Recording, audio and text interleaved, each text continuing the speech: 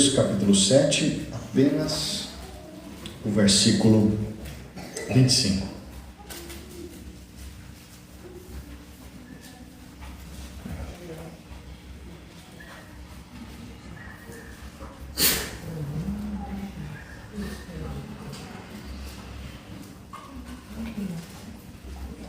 Diz assim a palavra do Senhor: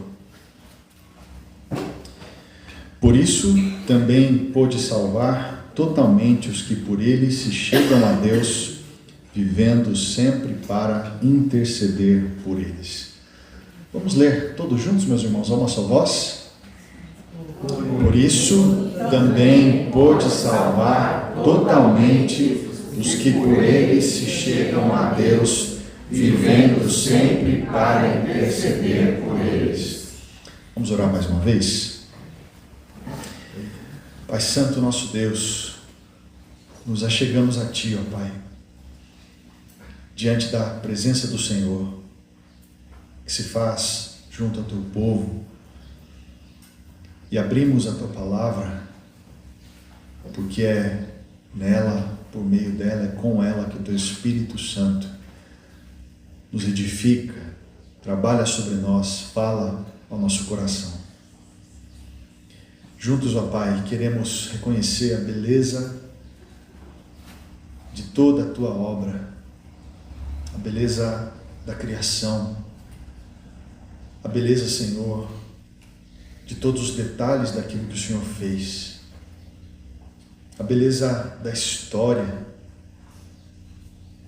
do fato de que ela glorifica ao Senhor, mesmo através das suas tragédias, mesmo através das suas tristezas. Tudo isso nos mostra um mundo caído que o Senhor está redimindo através do Teu poder. Mas a obra mais bela, Senhor, é a obra do Senhor Jesus. Obra da cruz, obra de redenção, obra feita com o sangue do nosso Redentor, o bendito Filho do Senhor, que se tornou maldito por nós, carregando a maldita cruz, sendo pendurado na cruz. Ali estava o verdadeiro homem, verdadeiro Deus, Cristo Jesus, mas que ainda hoje trabalha pelo povo do Senhor, trabalha por aqueles que foram acolhidos na graça do Senhor, eleitos antes da fundação do mundo, alcançados pelo Espírito do Senhor na aplicação da redenção em cada coração, dos quais hoje, ó Pai, reunidos aqui estão uma parte deles, reunidos como igreja local. Tua palavra diz, Senhor, que o Senhor é o Deus, o Rei, construtor, edificador da Tua igreja. E nós Te louvamos, porque como consequência da obra do Senhor, o Senhor tem ajuntado o Teu povo.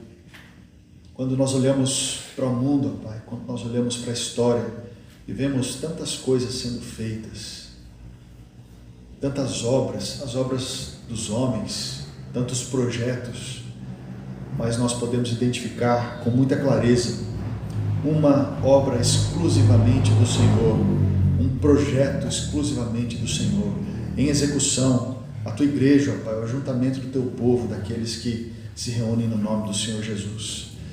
E eu Te louvo, ó Pai, e Te agradeço de forma muito especial por essa igreja local, pela Igreja Presbiteriana do Tijuco Preto.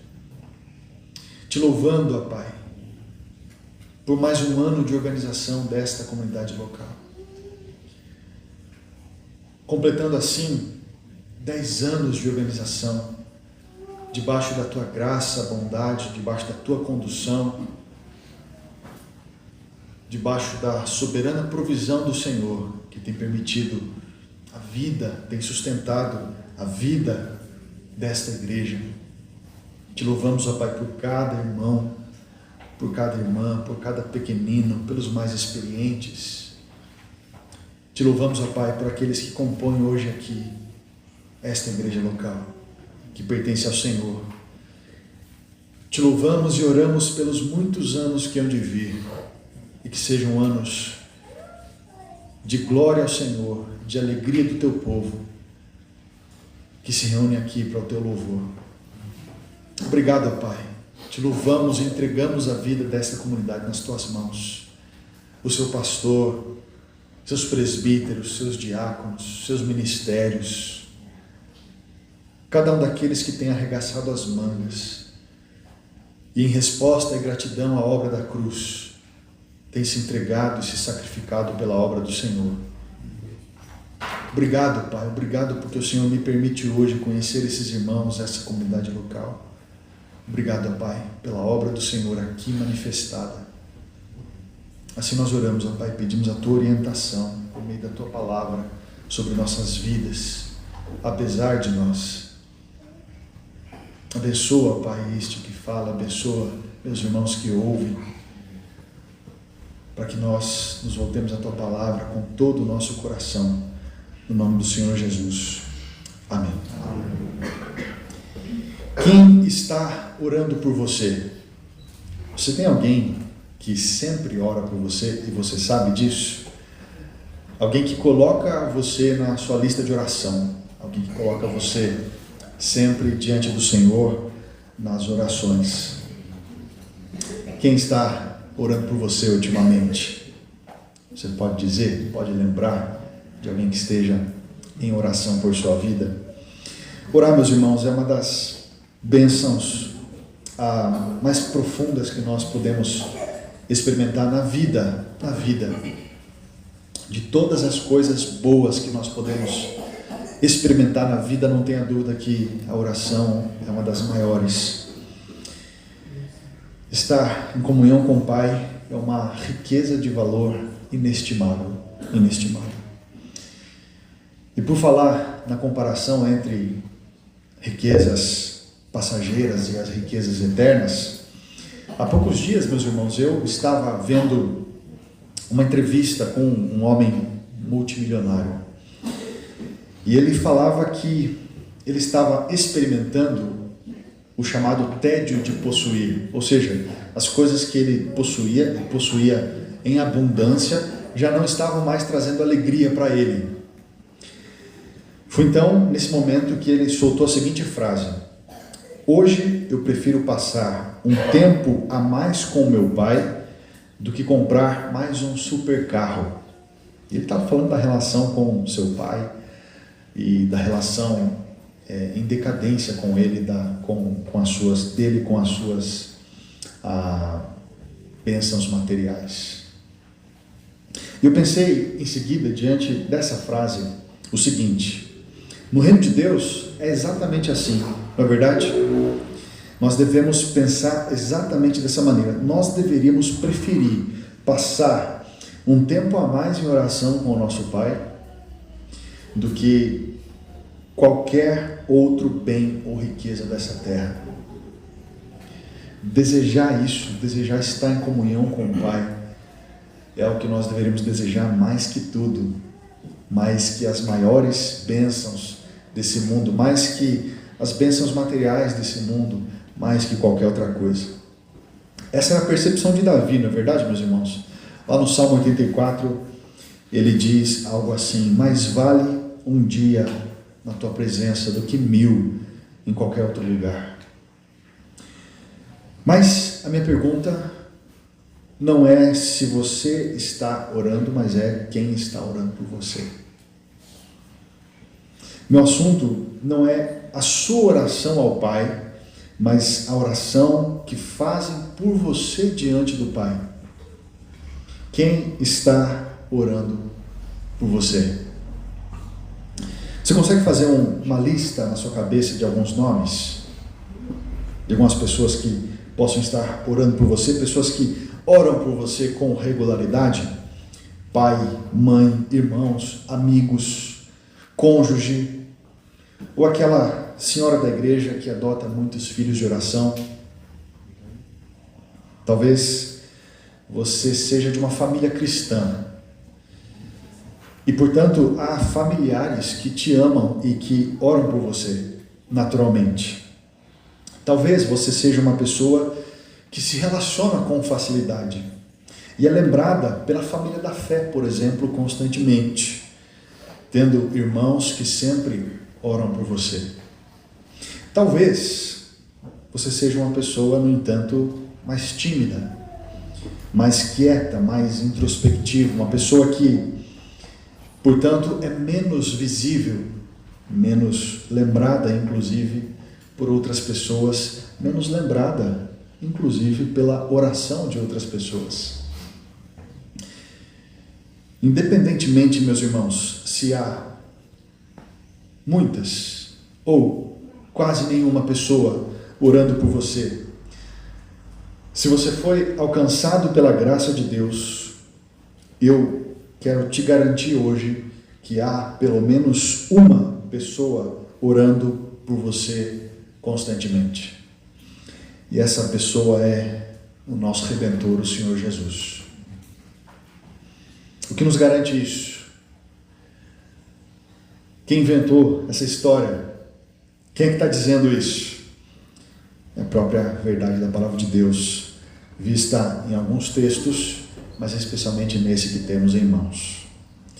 Portanto, meus irmãos, baseado no texto de Hebreus, nós vamos falar sobre a intercessão de Cristo por nós, a intercessão celestial do Senhor Jesus, através desse tema que expõe aos irmãos. Ele está orando por nós. Ele, o Senhor Jesus, está orando por nós. Por isso também pôde salvar totalmente os que por Ele se chegam a Deus, vivendo sempre para interceder por eles. Vivendo sempre para interceder por eles. O verso, meus irmãos, que temos em vista é escrito como uma conclusão que surge a partir de um argumento importante no livro de Hebreus, na carta aos Hebreus. É um argumento que tem a ver com a comparação entre o sacerdócio humano e o sacerdócio de Cristo. Essa frase conclui um argumento sobre isso. Aliás, Hebreus é um livro que se dedica bastante ao anúncio da superioridade de Cristo como sacerdote supremo. O sacerdócio foi um ofício do Antigo Testamento através do qual uma figura humana representava Deus diante das pessoas e essa mesma figura humana representava essas pessoas diante de Deus. Mas tudo como sombra do que haveria de vir, como exemplo primário do que haveria de se manifestar de forma maior, superior e definitiva no Senhor Jesus. E a comparação que vem como desenvolvimento anterior a essa frase que temos, ela acontece mais ou menos nos seguintes termos. Enquanto o sacerdócio dos homens era imperfeito e temporário, o sacerdócio de Cristo é perfeito e eterno. Dessa forma, o sacerdócio dos homens resolvia o problema do pecado temporariamente, enquanto o sacerdócio de Cristo resolve o nosso problema com o pecado definitivamente. Por isso, e a coisa vai se encaminhando para a conclusão, por isso, Cristo tem um sacerdócio superior e inigualável. E também por isso que ele pôde, segundo o texto, nos salvar totalmente, ou salvar totalmente aqueles que por ele se chegam a Deus. No entanto, a segunda frase do verso é esta sobre a qual está o nosso foco: vivendo sempre para interceder por eles. Essa é a verdade surpreendente, meus irmãos, que o texto apresenta de forma simples e objetiva para nós. O Senhor Jesus vive para interceder por nós.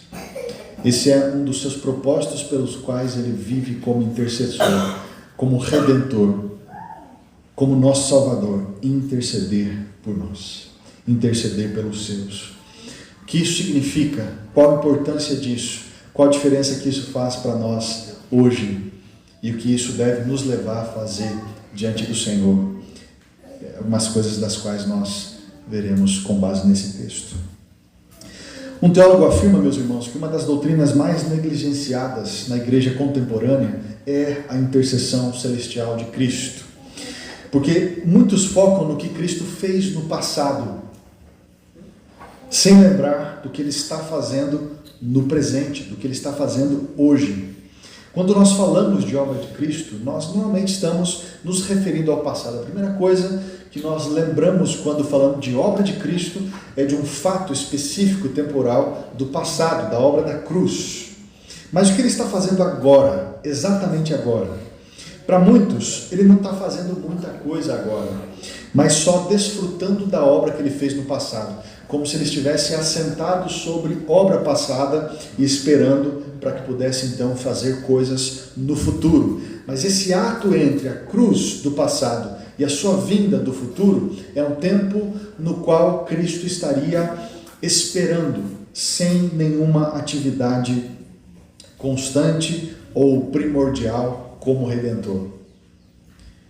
Jesus seria aquele que espera, e espera para que volte e consuma todas as coisas. Mas será que isso é verdade?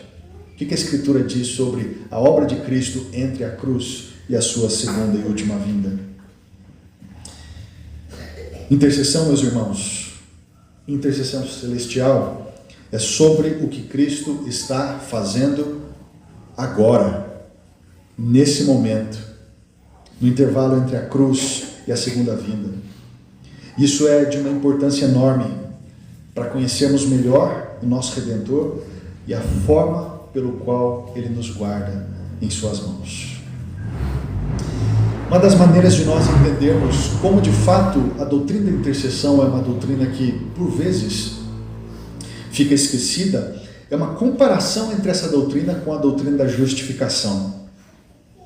Ser justificado, e disso nós sabemos bem, é ser declarado justo diante de Deus em consideração da obra da cruz. Como diz um pregador, é ser absolvido juridicamente na corte celestial. Não porque nós não cometemos crime nenhum, mas porque alguém pagou por eles. Nós somos absolutamente absolvidos através da justificação. E é claro que essa ideia, bastante contraintuitiva ao coração natural do homem, recebeu resistência no decorrer da história a partir da igreja. Resistência do coração que às vezes é consolidado em teologia, né? E na Idade Média isso aconteceu de forma bastante concreta. Por conta do pecado do homem, por conta desse ser um dos aspectos mais contraintuitivos ao nosso coração, a justificação foi resistida. A ideia de que Ele nos justifica nos dando algo e não tirando algo de nós, essa ideia foi resistida. Mas o Senhor levantou os seus servos, né? Lutero, Calvino, os reformadores, redescobriram pela graça de Deus, pelo mover do Espírito sobre eles, a doutrina da justificação, e gerações posteriores precisam bater continência e reconhecer que de fato essa é uma das doutrinas fundamentais a respeito das quais a igreja está fundamentada, está erigida e permanece assim. Lutero dizia, né? A doutrina da justificação é uma doutrina pela qual a igreja cai ou está de pé. Nisso nós estamos fundamentados como igreja reformada, como um povo que se dobra diante da verdade de que a graça de Deus nos justifica por meio da obra de Cristo Jesus. Isso Cristo já fez, mas o que Ele está fazendo agora? E a comparação, meus irmãos, entre a doutrina da justificação com a doutrina da intercessão é importante, não só para percebermos como uma coisa é mais dita do que outra, mais ensinada do que outra, mas também é importante porque a Escritura de alguma maneira conecta as duas coisas diante de nós. E diante disso é importante continuarmos dizendo que a cruz não foi, meus irmãos, um surto da graça e da misericórdia de Deus, mas o mesmo coração que levou Jesus à cruz o leva agora à intercessão.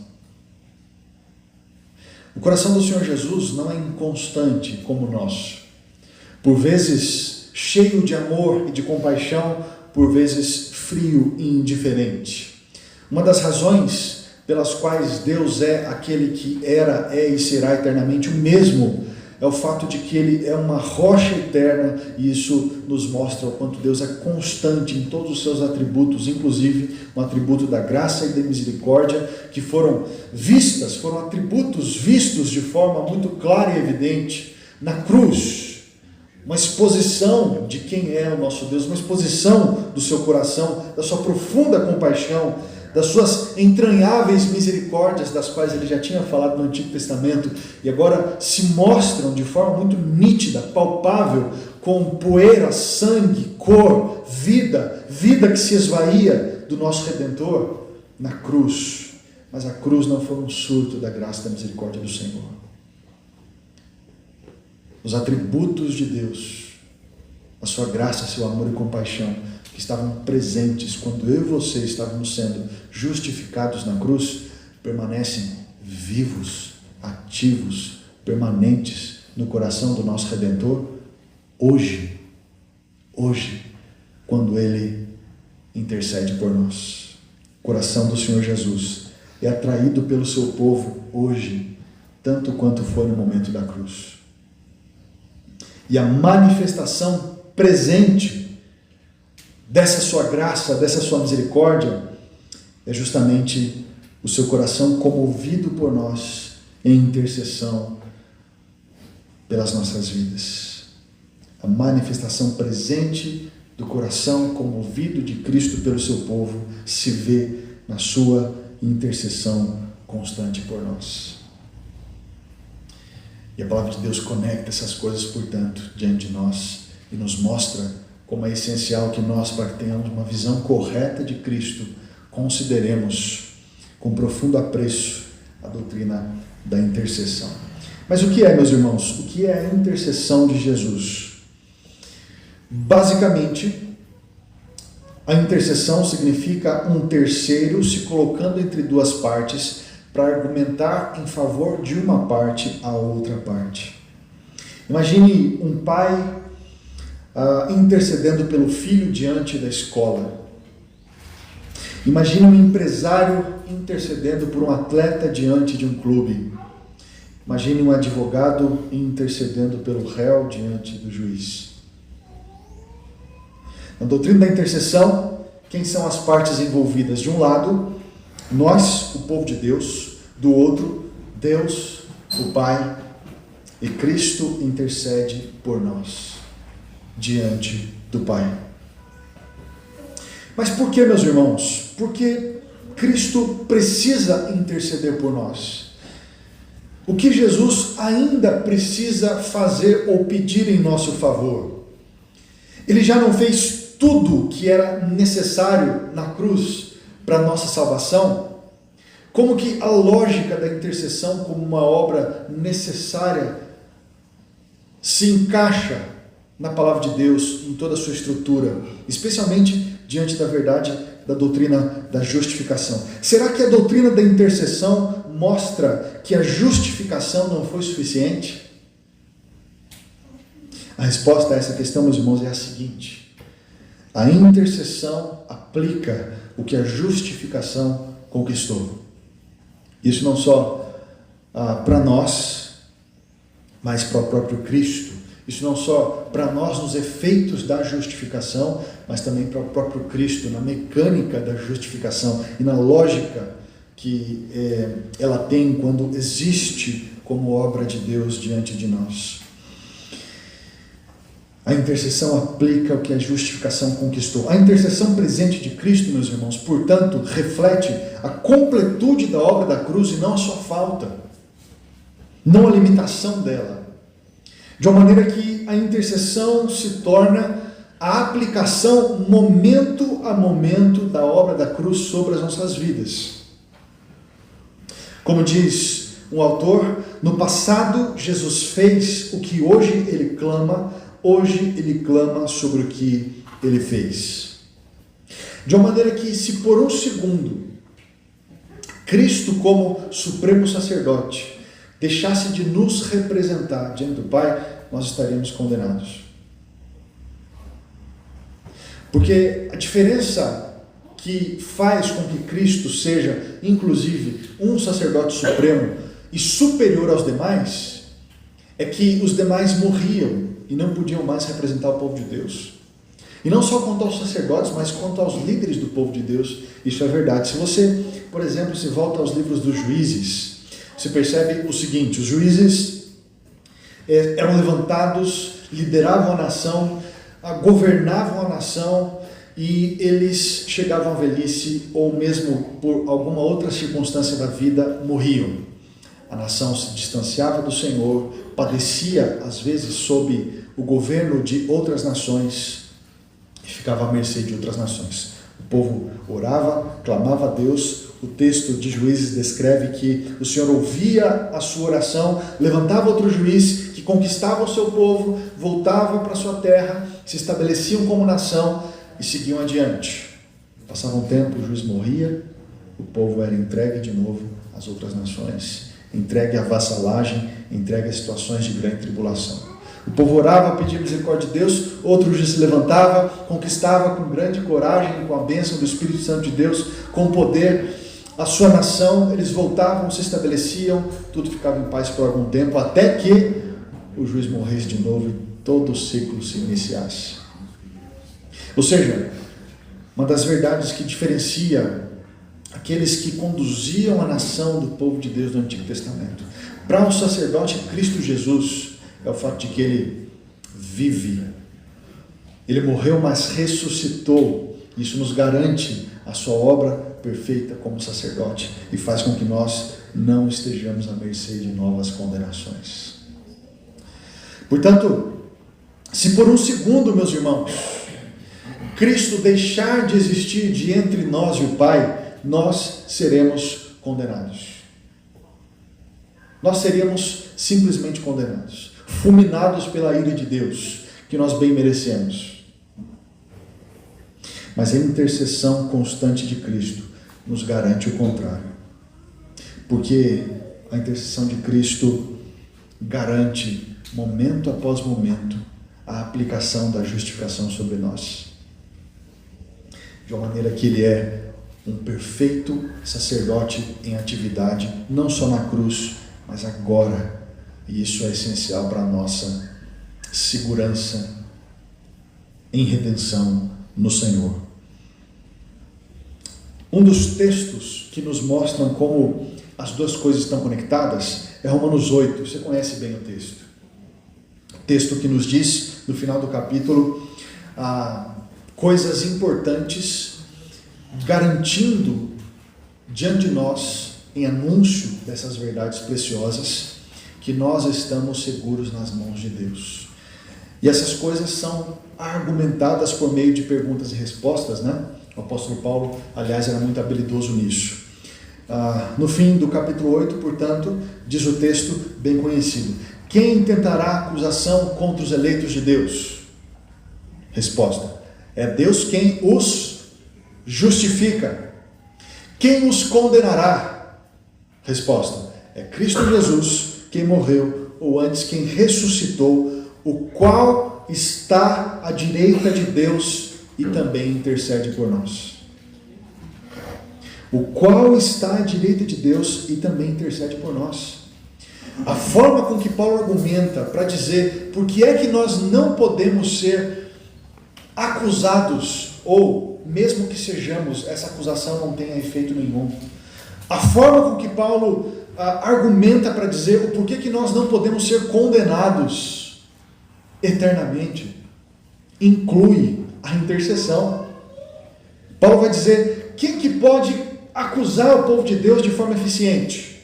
Quem que pode condenar o povo de Deus? Ninguém, jamais ninguém pode fazer isso. Por quê? Porque é Cristo quem morreu por eles.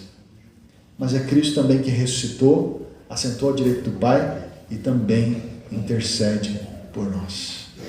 Paulo inclui na doutrina da justificação a doutrina da intercessão para dizer o porquê é que nós não podemos ser condenados. Meus irmãos, isso é poderoso. Nós estamos tratando de uma doutrina essencial à redenção. Nós estamos tratando de uma atividade redentora de Cristo presente da qual nós necessitamos para que não sejamos acusados ou condenados eternamente. Um teólogo conclui dizendo assim: a intercessão é uma atualização constante da nossa justificação na corte celestial. Olha que coisa maravilhosa. Na justificação nós somos considerados inocentes. Na justificação nós somos considerados inocentes por causa da obra de Cristo. Mas na intercessão, essa justificação que nos faz inocentes na presença de Deus é atualizada constantemente na presença do Pai pela intercessão de Cristo. E dia após dia, momento após momento, quando o Pai olha para nós, primeiro Ele olha para Cristo. E assim, a nossa justificação está garantida pela intercessão celestial do Senhor Jesus. Quando falamos da intercessão, nós falamos de Cristo intercedendo por nós diante do Pai. Mas isso, meus irmãos, não quer dizer que o Pai é relutante em nos amar e por isso precisa que Cristo sempre interceda por nós por essa razão. Essa não é a verdade. A intercessão do Filho não significa a frieza do Pai. A intercessão do Filho não quer dizer que o coração do Pai é duro para conosco. Pelo contrário, é o prazer profundo do Pai dizer sim à intercessão de Cristo. O Senhor Jesus revelou isso para nós numa das conversas que ele teve na revelação de quem ele era e da sua relação com o Pai nos Evangelhos. Ele disse: eu peço ao Pai e o Pai me ouve.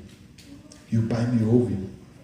Existe uma relação eterna, meus irmãos, intratrinitariana entre Pai e Filho, em que não há nada que o Filho peça ao Pai que o Pai não vá dizer sim. Porque de forma misteriosa e absurda, embora sejam Pai e Filho, duas pessoas diferentes, eles fazem parte do mesmo ser. E imagine, portanto, a harmonia perfeita da oração entre Pai e Filho. E de como, por essa questão, de fato, a oração do Filho jamais pode receber um não como resposta. Portanto, é o prazer profundo do Pai dizer sim a todas as intercessões de Cristo, porque, inclusive, eles dispõem do compartilhamento do mesmo ser, têm os mesmos propósitos e os mesmos prazeres. A compaixão do Senhor Jesus se vê presente na intercessão quando Ele ora ao Pai, mas também a compaixão do Pai se vê presente na intercessão quando Ele diz sim ao Filho e Ele diz sim a todos os seus pedidos. Meus irmãos, uma alegria para o Pai ver que o Filho está conectado com seus outros filhos. Os pais aqui de mais de um filho, que tem 2, 3 ou mais filhos, podem entender um pouquinho disso. Não é, meus irmãos, uma profunda alegria quando nós vemos os nossos filhos em comunhão agradável, doce, em amor, em olhar terno, um ajudando o outro, um protegendo o outro. Isso não é uma bênção? Isso é uma bênção maravilhosa, que acompanha a vida dos filhos. Aliás, é uma expectativa que acompanha a vida dos pais. Os pais desejam isso para os filhos, não só quando são pequenos, mas quando maiores também. Imagina para pais idosos verem os seus filhos se ajudando em situações difíceis. Imagine que um filho de um pai idoso em situação complicada, difícil, aquela situação em que só mesmo a ajuda de outras pessoas para mudar a situação. Aí vai lá um irmão para resolver a situação, para resgatar ali o outro irmão, para abençoar, para pôr um ponto final no problema, para de fato oferecer ajuda oportuna em hora de grande dificuldade. Imagina para o pai ver isso. O pai que talvez já idoso não podia fazer muita coisa, mas vê um filho socorrendo o outro. Meus irmãos, a doutrina da intercessão não significa a dureza do pai para conosco. Pelo contrário, ela é uma mostra da alegria do pai em ver o coração do seu filho unigênito conectado com os demais filhos seus. Com os demais filhos seus. É uma alegria para o pai ver o coração de Cristo, do nosso irmão mais velho, conectado ao coração dos seus filhos mais novos. É uma alegria para o pai ver que o coração do filho unigênito está constantemente conectado ao coração daqueles que foram feitos filhos de Deus e se achegaram ao Pai, por meio de Cristo Jesus. Veja, meus irmãos, como essa doutrina revela o coração do Senhor Jesus.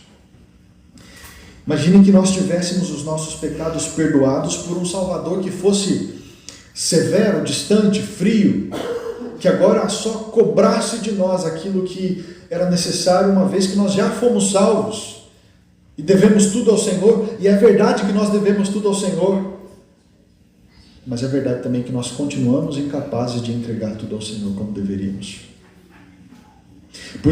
Portanto, imagine a dificuldade que seria nós termos um Salvador que agora tem um coração assim para conosco, que nos olha como se fosse um guarda de trânsito, né? Com a caderneta na mão, desconfiado, procurando os nossos erros para anotar e depois entregar a multa. Mas não é assim. A postura do nosso Salvador hoje, não no passado, não somente na cruz, mas hoje, agora, a postura do Senhor Jesus é derramar o seu coração em nosso favor na presença do Pai, como quem nos ama profundamente e nos socorre, nos guarda e nos resgata a cada dia, como um sacerdote superior e eterno. Veja como isso revela o coração do nosso Redentor, revela quem Ele é, revela a beleza do nosso Redentor, que talvez nós estamos acostumados a enxergar somente pela cruz, mas também a obra posterior à cruz, a obra da intercessão, nos mostra muito sobre Ele. Por isso também pode salvar totalmente os que por Ele se chegam a Deus, vivendo sempre para interceder por eles. Quando nós olhamos para essa palavra, meus queridos, totalmente, nós temos aqui a ideia de perfeitamente. Totalmente é igual perfeitamente, ou completamente, a ideia de inteireza. Nós somos totalmente pecadores. É isso que a doutrina da depravação total nos diz. Nós somos totalmente pecadores à parte do Senhor Jesus. E por isso nós precisamos de um Salvador que nos salve totalmente. Agostinho dizia, não é? Quando eu olho para mim, eu vejo um pecador enorme. E quando eu foco os olhos em mim, eu só me entristeço. Mas quando eu olho para Cristo, eu vejo um Salvador enorme e suficiente para salvar exatamente alguém como eu. Então a palavra totalmente aqui reflete exatamente isso. Ele pôde nos salvar completamente. A salvação da qual nós somos necessitados não é uma salvação pequena, é uma salvação completa, justamente por conta da condição nossa diante do Senhor. Nós somos totalmente pecadores, completamente pecadores. Nosso coração é disposto na sua inteireza ao pecado. Pela graça de Deus ele é refreado. E as pessoas sem Cristo não fazem tudo aquilo para o qual potencialmente são capazes de fazer. mas nosso coração é completamente pecador. Mas Cristo nos salva completamente, totalmente, perfeitamente. Talvez, meus irmãos, haja um impulso sutil no nosso coração de tentar dar força ao Senhor na nossa própria salvação, de tentar contribuir com a nossa salvação como se ela dependesse da nossa contribuição. Hebreus, para muita gente, seria verdadeiro se fosse assim. Por isso, também pode salvar quase totalmente aqueles que por isso chegam a Deus. E o que falta aqui nesse quase para completar a coisa depende dos pecadores. Se eles assim completarem a obra de Cristo, está tudo certo, são salvos. Se não, estarão condenados eternamente. Mas não é assim, meus irmãos, que a Escritura apresenta diante de nós a obra de redenção. Ela apresenta um Salvador que nos salva completamente, não precisando de nenhum passo nosso para isso, a não ser aqueles que o Senhor mesmo nos leva a dar. E uma vez salvo, obviamente, o Senhor Jesus nos ensina a vida de amor ao Senhor por meio de amor à sua lei e desejo de cumpri-la. Mas ainda assim as falhas presentes, as tantas falhas presentes, dependem deste completamente, para que nós sigamos guardados nas suas mãos. E esse completamente é garantido para nós, inclusive na sua obra de intercessão. Quando nós olhamos para aquela parte tenebrosa da nossa vida, do nosso coração, partes que talvez pareçam intratáveis, irrecuperáveis. Às vezes a gente desiste até de orar por isso. Onde nós mais somos derrotados, quando nós ponderamos isso diante desse texto. O totalmente de Hebreus significa que o toque perdoador do Senhor chega aos lugares mais tenebrosos do nosso coração. Aos lugares em que existem pecados que parece que nós não podemos tratar. Coisas que nos levam a nos entristecer profundamente, desanimar. O totalmente de Hebreus 7:25 nos garante que o Senhor chega nessas fendas profundas do coração. E não tenha dúvida que a respeito delas, o Senhor Jesus intercede por nós. Intercede por nós. Ele nos conhece totalmente, mas nos perdoa totalmente e nos salva totalmente. Se uma coisa parece ruim aos nossos olhos, e os olhos que Deus abriu pela graça para enxergar a realidade do pecado, da queda e a necessidade da redenção, se uma coisa parece ruim aos olhos regenerados, aos nossos olhos regenerados, muito mais terrível é aos olhos de Cristo. Se um pecado meu ou seu parece ruim, e nós olhamos para ele com convicção de pecado, e desejamos que seja extirpado da nossa vida, e lutamos contra ele dia após dia, e aprendemos a odiar o nosso pecado, não tenha dúvida que no caráter puro, justo, santo, reto de Cristo, esse pecado é muito mais odioso. Muito mais odioso. Porque de acordo com a grandeza muito superior da sua santidade é que ele enxerga esse nosso pecado. Ou seja, se para nós alguns pecados são odiosos, alguns pecados presentes ainda em nossa vida, que fazem parte da nossa luta diária da vida cristã, se esses pecados ainda presentes são odiosos, não tenha dúvida que para o Senhor Jesus é muito mais odioso. Mas ainda assim, Ele nos salva totalmente, completamente. Ele nos conhece totalmente, muito mais do que nós mesmos, e enxerga com muito mais horror os pecados ainda presentes em nós. Mas ainda assim, Ele garante a sua salvação completa, total, perfeita, mesmo nos conhecendo muito mais do que nós mesmos. Ele nos conhece totalmente, nos perdoa totalmente, nos salva totalmente.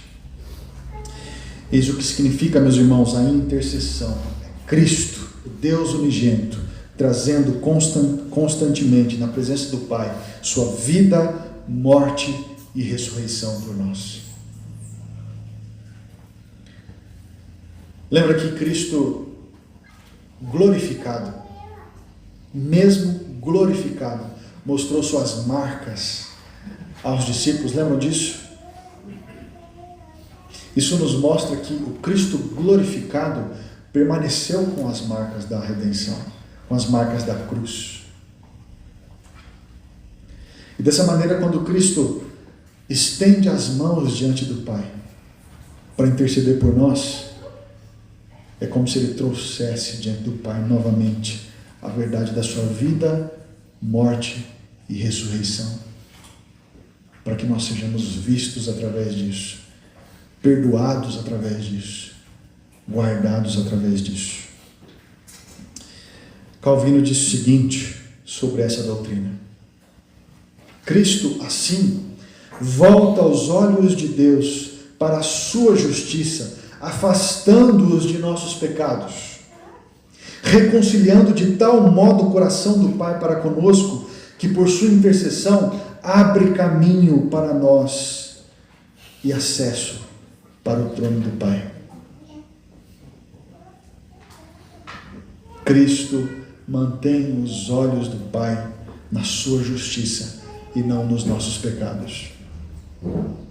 E é por isso que dia após dia, meus irmãos, mesmo às vezes derrotados pelo pecado, nós podemos nos achegar ao Pai com a garantia de receber o seu amor, sua compaixão, sua paciência, a sua misericórdia, e não a sua ira, e não a sua condenação. Dia após dia, Cristo está intercedendo por nós. É por isso que dia após dia a misericórdia do Senhor é renovada sobre as nossas vidas, por causa do Senhor Jesus. Perceba o realismo, meus irmãos, bíblico, quando esse texto é colocado diante de nós. A intercessão é o reconhecimento de que nós ainda somos pecadores. É o reconhecimento de que constantemente o pecado ainda age sobre nós, dentro de nós, a partir de nós. Por isso, um teólogo diz: Cristo continua a interceder em nosso favor nos céus, porque nós continuamos a fracassar aqui na terra. E nós não podemos viver como se isso não fosse verdade, meus irmãos. É triste quando, na realidade da vida cristã e nas lutas, inclusive nos fracassos, nós nos deparamos com crentes que dão a impressão para nós de que isso não é uma realidade. E exalam, portanto, um farisaísmo tal que levam os outros a se entenderem nem cristãos, porque estariam muito distantes daquela realidade. Mas é verdade que nós, infelizmente, fracassamos aqui na terra. E essa verdade, inclusive, é anunciada quando nós necessitamos de um intercessor lá no céu. Veja o realismo bíblico dessa afirmação. Ele vive para interceder por nós, porque nós ainda vivemos, às vezes, tropeçando e lutando com os nossos pecados, em dificuldade, em grande dificuldade. Meu irmão, o que garante a sua vida cristã não é o sucesso da sua luta contra o pecado presente,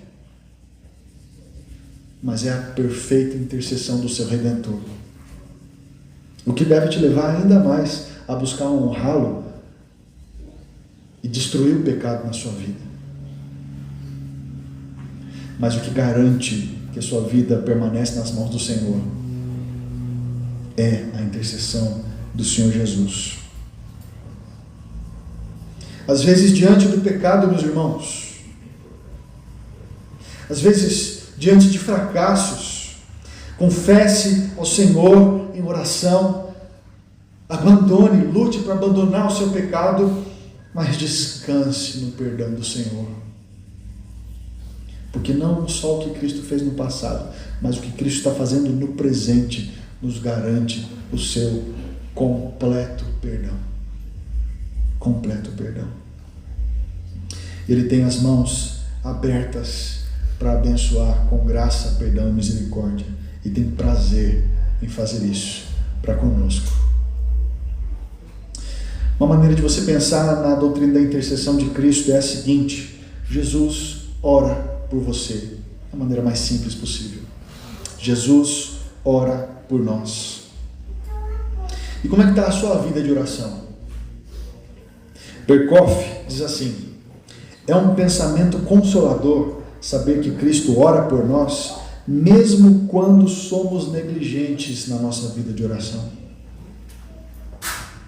Porque, meus irmãos, em muitos momentos a nossa vida de oração não vai bem. Essa é a verdade. Isso nos desanima e entristece, mas e se você lembrasse que o Senhor Jesus não desanima de orar por você? Não para de orar por você, não cessa de orar por você. Isso não só nos consola pela tristeza, mas também nos fortalece para orar. Não só nos consola pela tristeza de viver uma vida negligente de oração, mas também nos leva a orar ao Senhor em certeza da sua intercessão por nós. Um puritano dizia: traga em todos os seus pedidos a Deus o nosso irmão mais velho. Deus olha para nós com amor nele e se compraz em nós nele, porque somos membros dele. Não faz sentido, meus irmãos, hoje ou eternamente, uma só oração nossa sem o nome de Jesus, sem o nome do Senhor Jesus.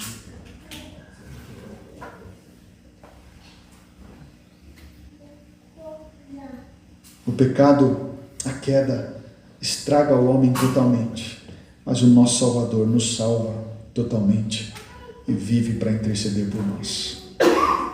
Deixe-me caminhar, meus irmãos, para o final dessa palavra, pensando em alguns pontos importantes para o nosso dia a dia, para a nossa segunda-feira, para a nossa terça-feira, para toda a semana e para como isso deve ser absorvido por nós a cada dia.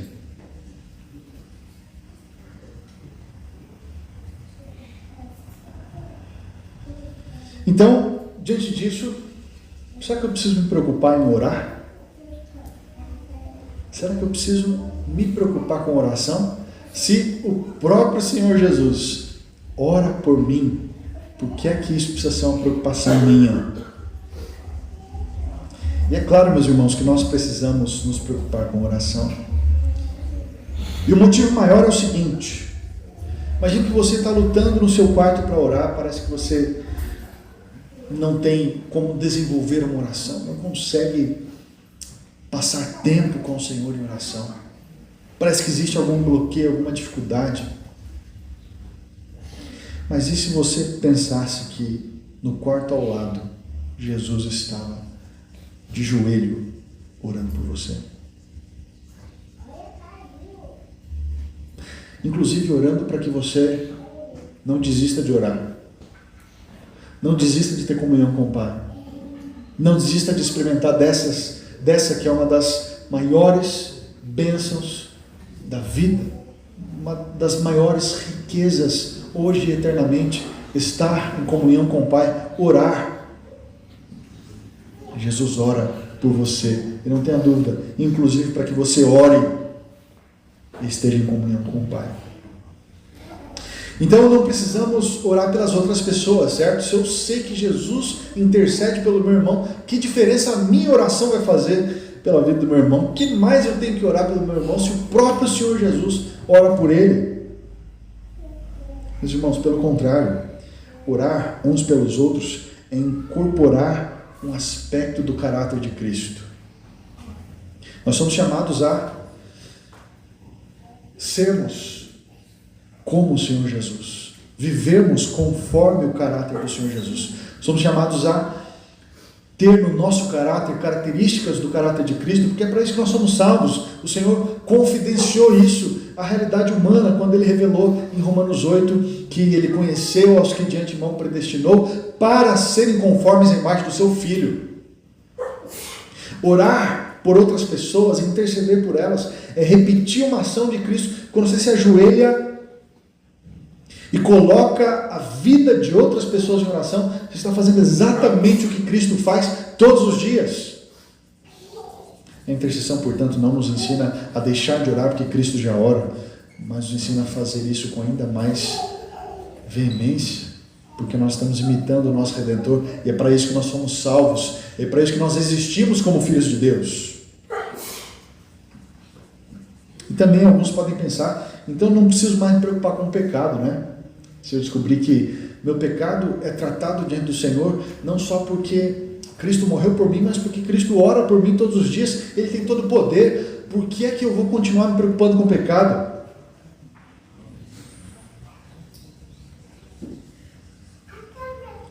Meus irmãos, saber que o Redentor que sofreu as dores da cruz por nós, sofreu o peso da ira de Deus por nós, saber que esse Redentor intercede por nós, inclusive ainda por conta do pecado, deve nos fazer ter uma atitude mais séria contra o pecado.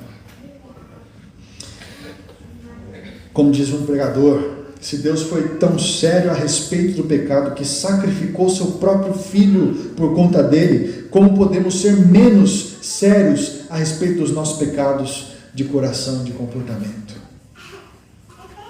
Portanto, a intercessão de Cristo, que inclusive ora para que nós tenhamos o desejo profundo de vencer os nossos pecados e abandoná-los em honra ao Senhor, deve nos fazer lutar com ainda mais força contra o pecado, sabendo que a nossa força não é a única que nós usamos contra o pecado, mas a força da graça de Deus também está presente, inclusive porque Ele intercede constantemente por nós. Quem está orando por você, meu irmão? Quem é que está orando? Será que tem alguém orando por você ultimamente? Familiar, amigos, irmãos. Isso é precioso. Quanto mais gente, melhor. Mas mesmo que ninguém esteja orando por você, se você foi justificado pela obra da cruz, é o Senhor Jesus quem está orando por você. O Rei do Universo, Deus unigênito, o Deus homem Cristo Jesus, ora por você constantemente. A Escritura diz que Ele vive para fazer isso. Ele está orando por você nos momentos bons, está orando por você nos momentos ruins, está orando por você nos dias de paz, está orando por você nos dias de tribulação. Ele está orando por você nos dias de firmeza no Senhor, mas Ele também está orando por você naquele dia de fracasso por conta do pecado. Não é que Ele ora uma vez ou outra por você, mas Ele vive para interceder por nós. Essa é a verdade de Deus nessa palavra. E como sumo sacerdote, não temporário, mas eterno, Ele não entra num templo representativo que era o tabernáculo. Ele não está diante da presença representativa de Deus, que era a fumaça sobre a arca. Ele não está com um animal para ser imolado e com o sangue deste animal representativo interceder pelos pecados. Como um sacerdote definitivo e eterno, Ele entra no templo real, na presença de Deus, no trono da glória, verdadeiro e santo. Entra não na presença representativa de Deus, mas diante do próprio Deus Pai, na presença plena de Deus, como Redentor ressurreto. E um sacrifício tinha sido feito, mas não de um animal. O sangue derramado não foi de um animal sobre quem mãos foram impostas, e um animal que representava todo o pecado do povo, um animal que passou a ser o animal mais maldito da terra. Não tinha sido assim, mas Ele mesmo, como um animal entregue à cruz, o homem mais maldito da terra, sobre quem pesavam os pecados de todo o seu povo, assim Ele entra na presença de Deus. com base nesse sacrifício. E agora não é um homem intercedendo por outros, aspergindo o sangue de um bode, mas é desse próprio Redentor, estendendo as mãos diante do Pai e com as suas marcas, dizendo coisas a respeito do povo de Deus. E existe, meus irmãos, um teólogo que liga essa cena com a verdade de que Ele conhece o nosso nome, que o Senhor conhece o nosso nome. E na interpretação dele, juntando as coisas, ele conclui que Cristo entra no trono da glória, na presença de Deus, no verdadeiro Santo dos Santos, apresenta as suas marcas, e Ele diz o nosso nome. Foi por você. Como quem diz, foi pelo Brian ao Pai. Foi pela Flávia. Foi pelo Lisandro. Foi por eles, Pai. Foi por eles. E assim, Ele intercede por nós, trazendo sempre sua vida, sua morte e ressurreição diante do Pai. E não existe nada melhor, meus irmãos, do que saber que o nosso Redentor vive para fazer isso diante do Pai. Se você foi justificado pela obra da cruz, é o Senhor Jesus quem está orando por você todos os dias. Ele está orando e continuará até que nós estejamos com o Senhor. Que Deus os abençoe.